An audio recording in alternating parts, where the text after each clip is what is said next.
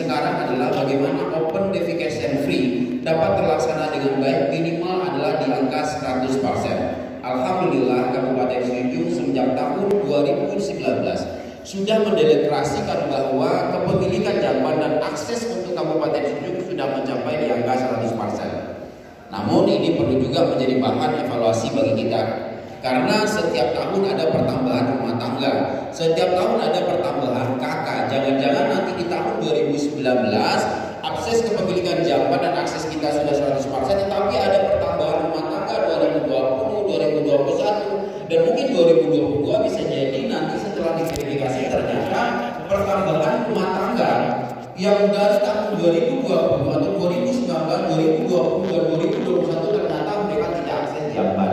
Nah, ini harapan kita pada hari ini memang sengaja kita mengundang Pak Wali Nagari dan kawan-kawan Bidang Desa, bagaimana peran terutama kawan-kawan Bidang Desa, bagaimana kawan-kawan bisa memverifikasi di bawah apakah betul kepemilikan jamban. Jangan nanti ketika kita mengatakan bahwa ODF sudah 100%, ternyata tim verifikasi provinsi turun ke lapangan mengambil sampel, kemudian secara acak ternyata ditemukan kondisi di lapangan masih ada masyarakat kita yang belum akses jamban siapnya. Jadi kita harapkan nanti dari kawan-kawan dari desa sudah dapat membantu program ini. Kenapa yang disampaikan oleh tim Forum Kabupaten Sehat itu akan diverifikasi dari Provinsi Sumatera Barat di bulan September. Kemudian nanti di bulan April 2024 atau 2023 nantinya akan diverifikasi ulang oleh pusat itu di bulan April. Jadi harapan kita sinkronisasi mulai dari tingkat desa, sinkronisasi sampai ke tingkat kecamatan, sampai ke kabupaten, betul-betul kita satu data bagaimana open defecation free betul-betul tercapai 100% untuk Kabupaten Sijung. Ini dasarnya yang pertama, karena sesuatu yang kita kerjakan itu harus ada dasar. Artinya ada peraturan yang mengatur tentang itu sehingga dengan kondisi demikian kita dapat menjalankan dengan baik. Jika merupakan turunannya sampai ke kabupaten, turunannya sampai ke tingkat kecamatan, sampai ke tingkat desa nantinya. Yang berdasarkan adalah berdasarkan peraturan Presiden nomor 8 2020 tentang RPJM, di mana kabupaten kota dan air sanitasi merupakan salah satu indikator terprogram materi pembangunan RPJM. Kita pada saat sekarang ada 5 STBM. Yang pertama terkait dengan open defecation free sudah kita laksanakan untuk Kabupaten Sijung masih di angka 100%. Yang kedua adalah cuci tangan pakai sabun. Mungkin masa pandemi ini sedikit memaksa kita untuk kita melaksanakan kegiatan cuci tangan pakai sabun. Namun setelah masa endemi, kita bisa lihat masa endemi pada saat sekarang ini belum tercapai poin STBM yang keduanya. Karena masa endemi, kalau dulu 2020, 2021 semua kantor wajib menyiapkan tempat cuci tangan pakai sabun. Semua sekolah wajib, fasilitas semua wajib menyediakan tempat cuci tangan pakai sabun. Ternyata ketika endemi di tahun 2022 nggak tahu lagi kemana perginya.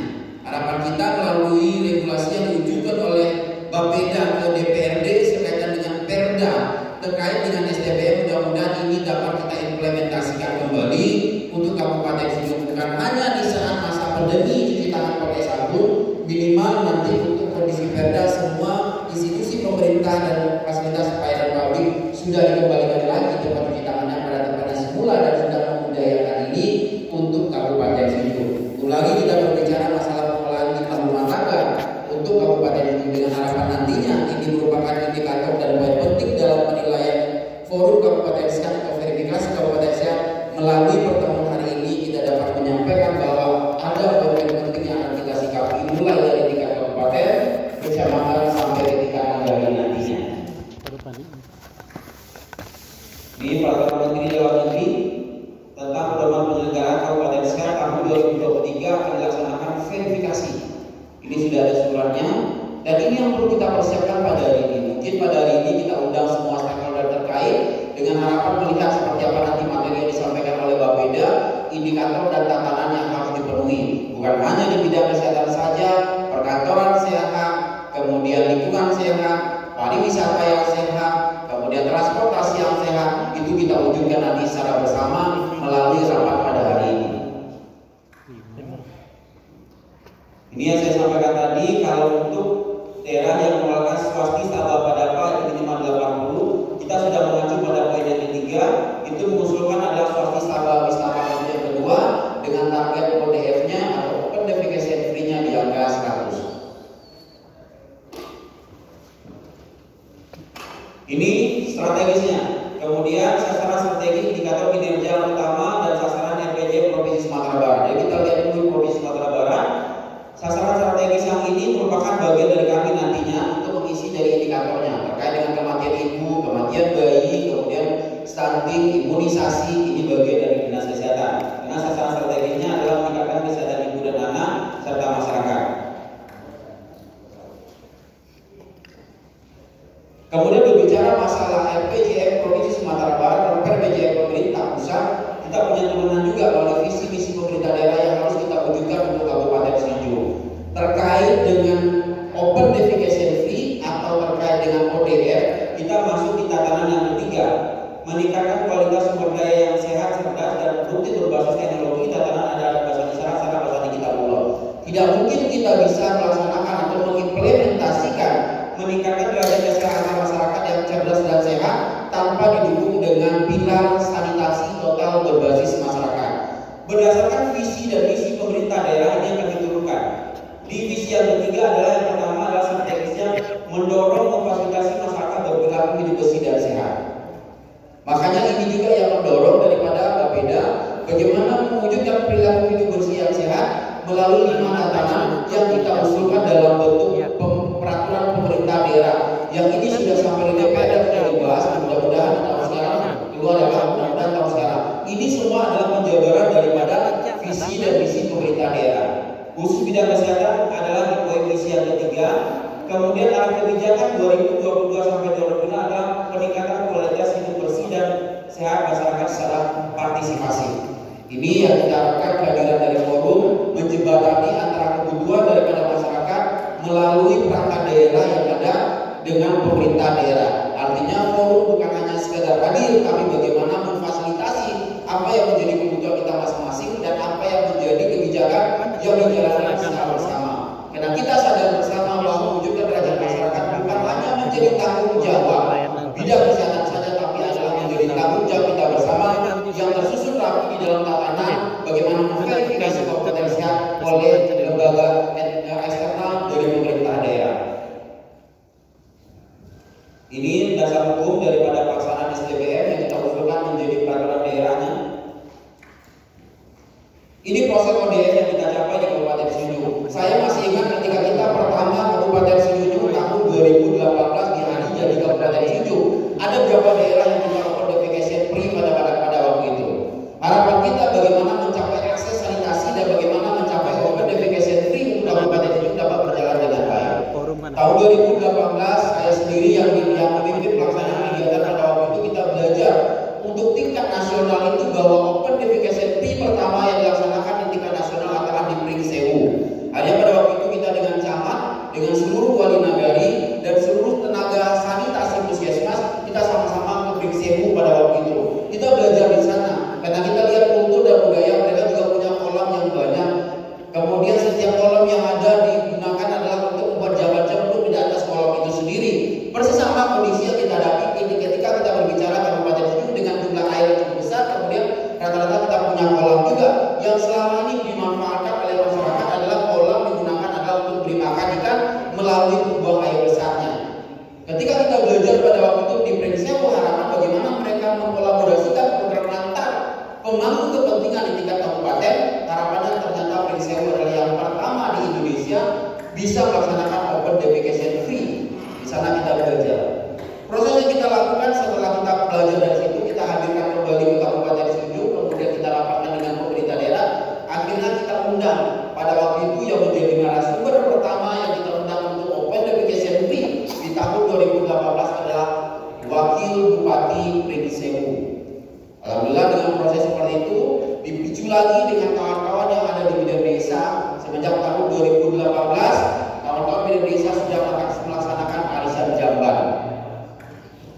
Artinya hari ini saya juga berharap dan memicu kawan-kawan dari bidang desa, tolong bagi kawan-kawan yang pada saat sekarang ini baru akses belum kepemilikan, baru akses jamban pada hari ini, kita berharap bagaimana kawan-kawan bisa bidang desa menggelakkan kembali untuk arisan jambannya.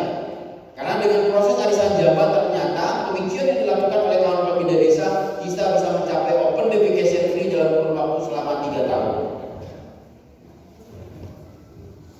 Ini upaya yang sudah dilakukan. Yang pertama, advokasi lintas sektor untuk Open DPKSNP. Yang kedua, pemicuan perubahan perilaku. Pada waktu itu memang kita dilampingi oleh NCV atau yang di LSM yang berasal dari Belanda mendampingi kita. Yang kedua, pada waktu itu proses untuk ODM atau Open DPKSNP kita minta juga pada waktu itu adalah berdasarkan PKBI. Namun semenjak tahun 2019, karena kita sudah Open DPKSNP 100%, mereka meninggalkan kita Kabupaten Sidoarjo. Jadi dana-dana dari Belanda tidak ada lagi, pendampingan dari daerah Belanda tidak ada lagi untuk kita. Kemudian begitu juga dengan PKBI-nya.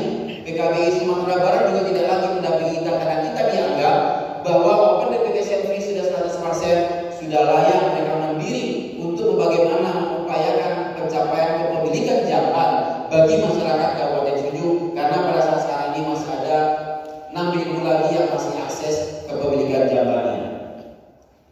Kemudian mendorong Pokja, kemudian untuk inklusi, kemudian bekerja sama dengan forum Kabupaten Sehat, mendorong masyarakat bagaimana pemberdayaan bisa dilakukan untuk mencapai Open DPKSNP, kemudian dengan PKK, Basnas, dan BPSPA.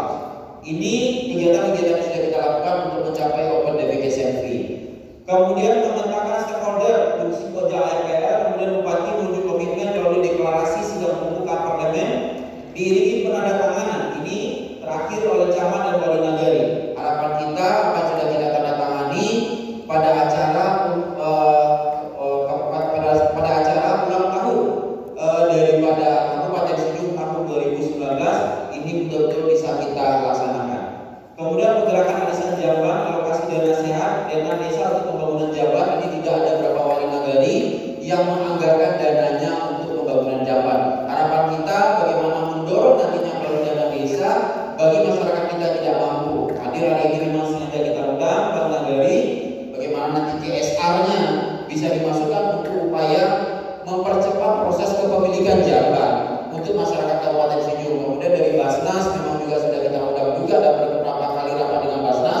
Harapannya nanti bagi masyarakat kita yang tidak mampu betul-betul dapat bantuan sekaitan dengan kepemilikan jalan di rumah masing-masing. Ini terbitnya sudah edaran Bupati tahun 2017. Ini yang saya sampaikan, ditiru oleh Nagari. Dan ini yang sudah berjalan, yaitu yang belajar dari Pringsewu ini, yaitu Nagari Buku yang sudah wirausaha sanitasinya sudah jalan dalam membuat kloset. Kemarin sudah buat lagi apa dalam bentuk tempat cuci tangan ya. Kita berharap ini juga muncul di nagari-nagari lainnya, upaya proses percepatan. Karena kemarin itu ketika kita menghitung untuk pembiayaan, ketika kita bandingkan proses yang dibuat atau yang dengan kondisi yang dibuat oleh wirausaha sanitasi itu jauh agaknya di bawah. Jadi ini juga cukup bisa membantu masyarakat kita yang kekurangan biaya sekaitan dengan pembuatan sanitasi tentunya untuk jabat rumah tangganya. Ini kemudian peraturan Bupati nomor 2019 tentang percepatan akselerasi akses 2019 kemudian dibantu oleh AKOPSI sampai pelaksanaan kegiatan kita rencana oleh dunia. Ini dokumen-dokumen yang sudah kita jalankan. Hari ini kita hanya menyampaikan kilas balik yang sudah kita laksanakan di tahun 2017, 2018, 2019 sampai dengan kondisi pada saat ini. Ini bentuk kegiatannya. Ini juga hadir dengan Gubernur Sumatera Barat. Ini deklarasi yang ditandatangani secara bersama.